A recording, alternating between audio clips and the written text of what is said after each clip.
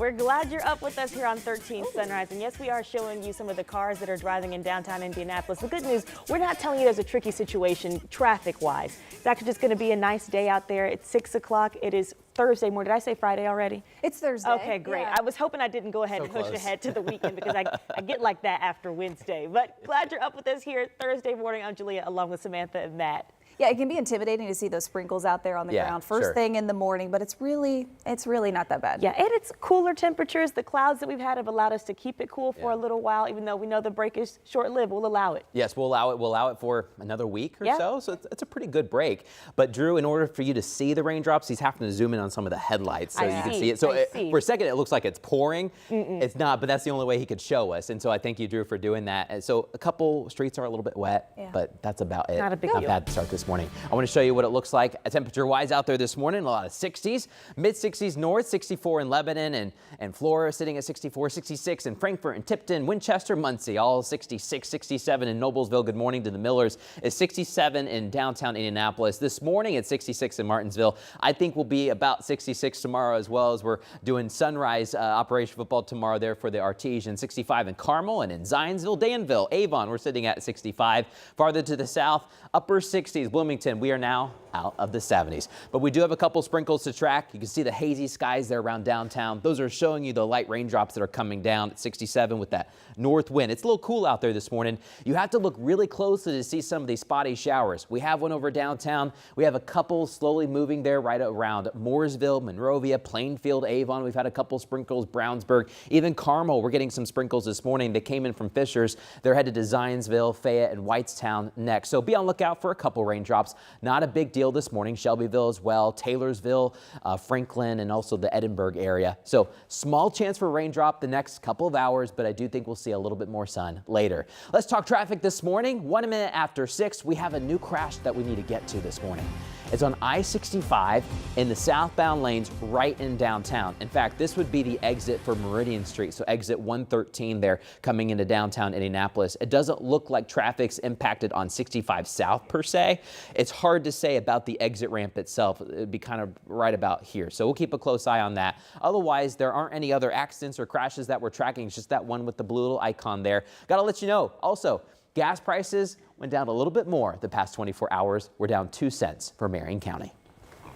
Matt, thank you. Right now, dozens of parents here in central Indiana are concerned about Easterseals Crossroads shutting down its Indianapolis outpatient therapy clinic. Those cuts could impact 300 children with disabilities here in central Indiana. Parents tell us finding a new place won't be easy, especially finding one that offers those critical services. Marina Silva is picking up the story from there. Marina, why is Easterseals shutting down this facility? Well, the CEO tells us it's because the outpatient clinic is, quote, financially unstable. He says the Medicaid reimbursements aren't covering the costs that are needed.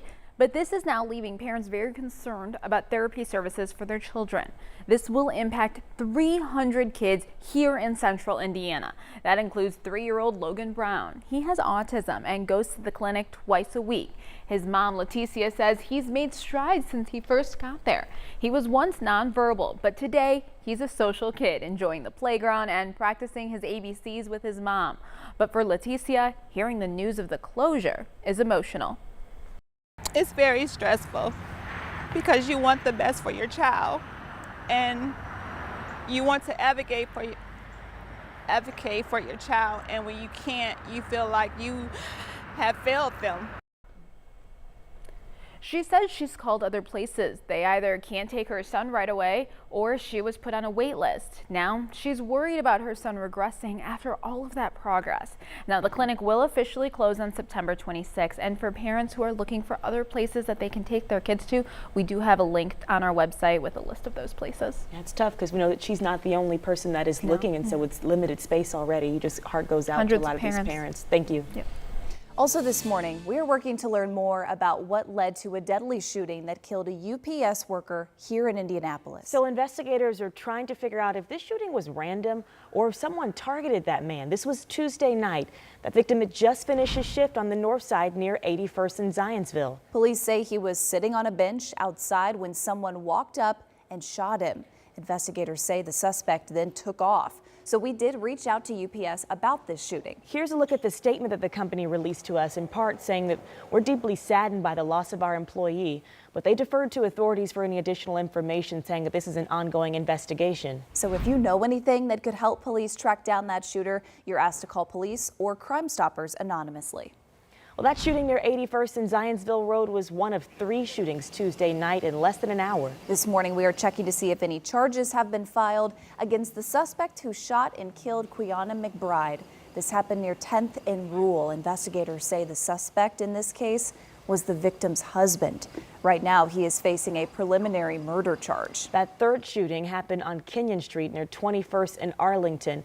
At the time, police told us the person shot in that case was stable. We're checking back in for updates.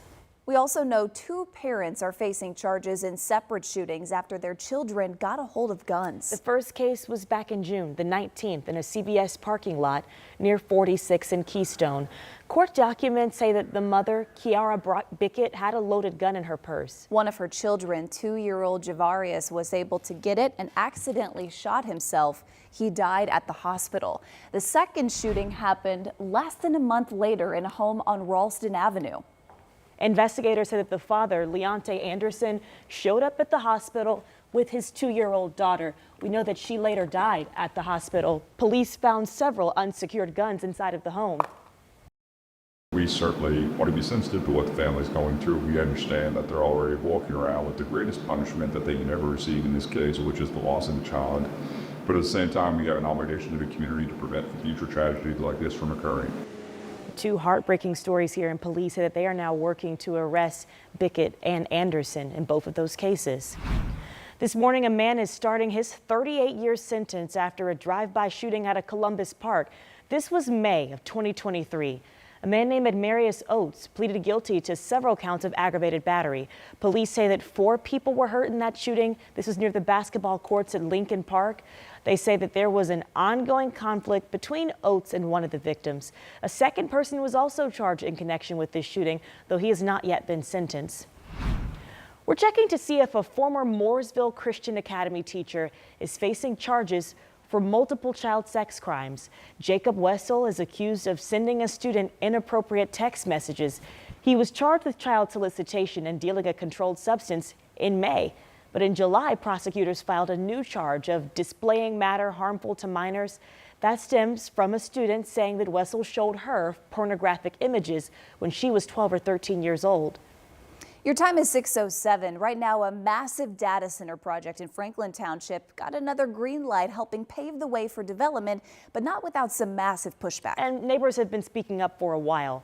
All but one Indianapolis Metropolitan Development Commissioner voted yes to move this project forward. Let's get to Anna Chalker. She's following this story this morning. And the big question is, these neighbors are speaking up, but what is the next step in the process? Well, ladies, the project is now in the hands of the full city county council. They'll bring this up next month, but all of the Franklin Township residents who were at that meeting last night wish that all the talks of this center went away last night.